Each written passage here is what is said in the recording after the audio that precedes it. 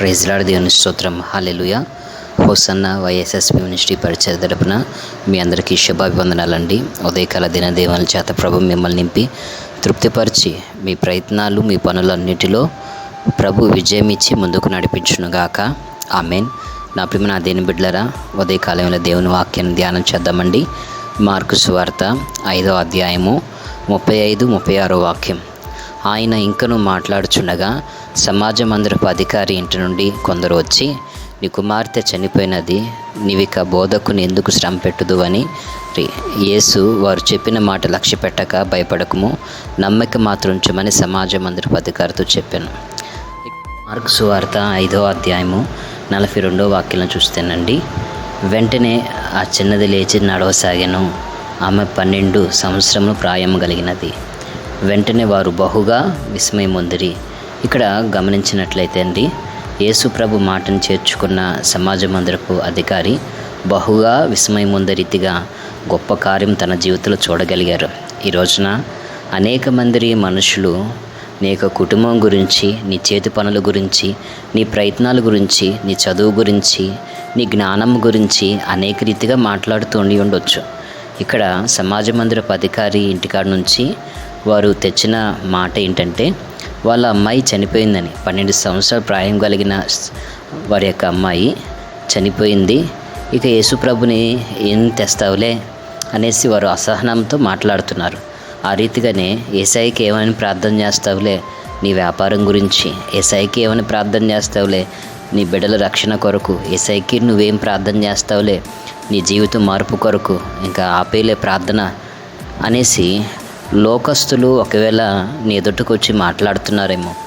అయితే అటువంటి అనుభవము ఒక శతాధిపతికి వచ్చింది. ఇక్కడ గమనించినట్లయితే ఒక ఆత్మీయ అనుభవాలు మనిషి జీవితంలో ఊహించలేని అద్భుత కార్యాల్లోకి మనిషిని నడిపిస్తాయి. ఇక్కడ సమాజ మందిరపు అధికారితోటి యేసుప్రభు మాట్లాడుతున్న మాట ఏంటంటే, నీవు మనుషుల మాట లక్ష్య పెట్టమాకు, దేవుని మాటని నువ్వు లక్ష్య పెట్టు. నువ్వు దేవుని మాటను లక్ష్య పెట్టడమే కాదు, ఆ మాట మీద నువ్వు నమ్మక ఉంచు అంటున్నారు. నమ్ముట నీ వలన అయితే నమ్మువానికి సమస్తము సాధ్యమే అని యేసుప్రభు అంటారండి. ఈ రోజున దేవుని కార్యాలు నీ జీవితంలో ఎంతగా జరుగుతాయని నీవు ఆలోచిస్తున్నావు నాకైతే తెలియదు, కానీ నీవు పరిపూర్ణంగా నమ్మినట్లయితే నీ జీవితంలో అసాధ్యమైన ప్రతి కార్యాలు సుసాధ్యం చేసే రీతిగా ఇక్కడ సమాజ మందిరపు అధికారి మనుషుల మాటలు పక్కకి నెట్టివేసి దేవుని నోటి మాటని తన జీవితంలో అంగీకరించాడు. కాబట్టి అక్కడ అతడు బహుగా విస్మయం ఉండే రీతిగా ఒక అద్భుతాన్ని చూడగలిగారు. ఈ ఉదయకాలం వేళ మీరు కూడా నా దేవుని మాట చేత నింపబడి ఆ మాట ద్వారా బలపరచబడుదురుగాక. ఆమేన్. నా ప్రియమైన దీని బిడ్డలారా, చాలా జాగ్రత్తగా గమనించండి. మార్కు సువార్త 4వ అధ్యాయము 20వ వాక్యం నుండి, మంచి నెలను విత్తబడిన వారు ఎవరనగా వాక్యం విని దాన్ని అంగీకరించి 30దంతలుగాను 60దంతలుగాను 100అంతలుగాను ఫలించేవారు. అంటే దేవుని వాక్యాన్ని, దేవుని మాటని నీ జీవితంలో వాగ్దానంగా, ఒక మార్గముగా, ఒక జీవ సంబంధమైన అనుభవాలుగా నువ్వు కలిగి ఆ వాక్యాన్ని నువ్వు గట్టిగా పట్టుకొని నడిపించబడేటప్పుడు నువ్వు 30దంతలు 60దంతలు 100అంతలుగా ఫలించేంత వరకు కూడా ఓపిక, ఓర్పు, సహనం చాలా అవసరం. అయ్యో దేవుడు ఈరోజు నాతో ఈ వాక్యంతో మాట్లాడాడు, ఈరోజు కాదు రేపటి రోజైనా నా ప్రయత్నాలు విజయంగా ముందు కొనసాగుతాయి. నేను వేస్తున్న అడుగులో నా దేవుని యొక్క విజయం నేను కళ్ళారా చూస్తాను. నేను చేస్తున్న పని పాటల్లో నా దేవుని హస్తం నాకు తోడుగా ఉంది.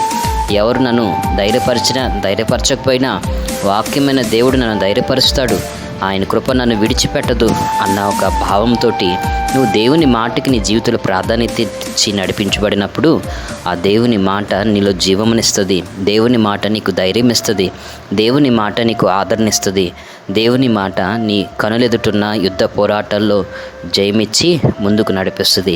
యేసుప్రభు అంటారండి, భూమి ఆకాశాలు గతించును, నా మాటలు ఎన్నడను కూడా గతింపవు అంటారు. కాబట్టి దేవుని మాటకి అంతం లేదు.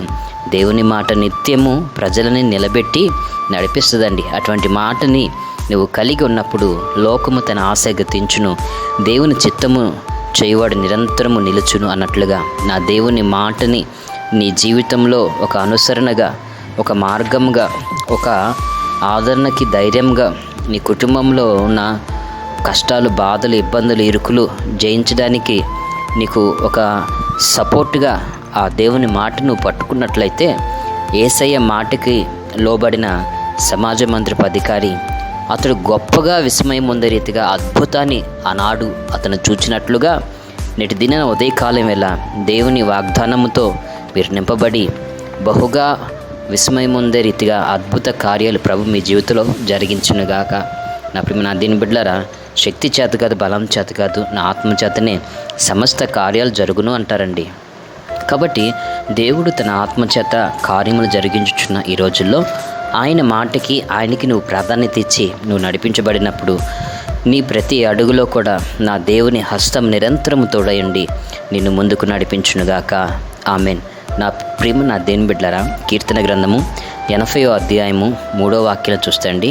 దేవా, చెరల నుండి మమ్మల్ని రక్షించుము, మేము రక్షణ నొందినట్లు నీ ముఖ కాంతిని ప్రకాశింపచేయము అనేసి ఇక్కడ రాయబడి ఉందండి. అంటే మనము రక్షించబడాలి అన్నట్లయితే మన బలము, మన శక్తి, మన జ్ఞానము కాదండి, దేవుని ముఖకాంతి అనేది మనకి చాలా అవసరం. మన వాస్తవాన్ని గ్రహించాలి. ఉదయకాలం వేళ ఎటువంటి రక్షణ లేని అనుభవంలో కుమిలిపోయి నలిగిపోయి నెమ్మది లేకున్నావు నాకైతే తెలియదు, కానీ నా దేవుని ముఖకాంతి నీకు ధైర్యం ఇచ్చునుగాక. అంతేకాదండి, కీర్తన గ్రంథము 44వ అధ్యాయంలో మనం చూసినప్పుడు 3వ వాక్యం, వారు తమ ఖడ్గము చేత దేశంను స్వాధీనపరచుకోలేదు, వారు వారికి జయమివ్వలేదు. నీవు వారిని కటాక్షించుతూ గనుక నీ దక్షిణాస్తమే, నీ బాహువే, నీ ముఖకాంతియే వారికి విజయము కలుగు చేసెను. హల్లెలూయా. నిశ్చయంగా మన పితరులకి దేవుని ముఖకాంతి, దేవుని బాహువు, దేవుని కటాక్షము వారికి విజయం ఇచ్చినట్లుగానే ఈ ఉదయకాలం వేళ ఈ వాక్యం ఉంటున్న మీ అందరికీ కూడా నా దేవుని ముఖకాంతి అనేక విషయాల్లో మీకు విజయం ఇచ్చి, చీకటి త్రోవలలో మీకు విజయం ఇచ్చి, వెలుగునిచ్చి ముందుకు నడిపించునుగాక. నా దీని బిడ్డలారా, నీవు దేవుని ముఖకాంతి చేత నడిపించబడినప్పుడు నీ జీవితంలో అసాధ్యమైన కార్యాలు నీవు విజయంగా పొంది నువ్వు నడిపించబడతావన్న వాస్తవాన్ని గ్రహించాలండి. అంతేకాదండి, కీర్తన గ్రంథము 18వ అధ్యాయము 28వ వాక్యాలు చూస్తే, నా దీపం వెలిగించేవాడు నీవే, నా దేవుడని యెహోవా చీకటిని నాకు వెలుగుగా చేయును, నీ సహాయం వల్ల నేను సైన్యం జయింతును, నా దేవుని సహాయం వల్ల ప్రాకారమును దాటుతును అనేసి ఇక్కడ దావీదు అంటున్నాడండి. ఆ రీతిగా దేవుడు ప్రాకారములు దాటగలిగిన, సైన్యముని జయించగలిగిన మహాకృప, మహాశక్తితో ఉదయకాలం వేళ మిమ్మల్ని నింపి ఈరోజు ప్రయత్నాలన్నీ కూడా సఫలపరిచి ముందుకు నడిపించునుగాక. ఆమేన్. ప్రియమైన దీని బిడ్డలారా, మీ కొరకు చిన్న ప్రార్థన. కృపా సత్య సంపూడగు దేవానికి స్తోత్రమయ్యా. అయా, మనుషుల మాటకి చోటు లేకోకుండా జీవ సంబంధమైన నీ వాక్యము చేత నింపబడి అయా విస్మయం ఉంద రీతిగా గొప్ప కార్యాలు నీ బిడ్డలు తమ జీవితంలో పొందినట్లుగా అయా విశ్వాసంలో నీ బిడ్డలైన వారిని స్థిరపరచు, బలపరచు. నీ బిడ్డలు కోరుకున్న రక్షణ కార్యాలు కళ్ళారా చూచేంత వరకు నీ ముఖకాంతిని అయా సాహస కార్యాలు జరిగించు నీ హస్తమును నీ బిడ్డలకు తోడుగా ఉంచి విచార వేదనలు, ఆవేదనలు కొట్టివేసి నా ప్రభువా నలుదిశల విజయం అనుగ్రహించి ముందుకు నడిపించమని ఉదయకాల దినదీవుల చేత నీ బిడ్డలైన వారిని నింపి తృప్తిపరచమని నజరేయుడైన యేసునామం ప్రార్థిస్తున్నాం తండ్రి. ఆమెన్. తండ్రి అయిన దేవుని ప్రేమ, తన కుమారుడైన యేసుక్రీస్తు కృప, ఆదరణకర్తైన పరిశుద్ధాత్మ దేవుని అన్య సన్నిధి సహవాసం తోడైన ముందుకు నడిపించునుగాక.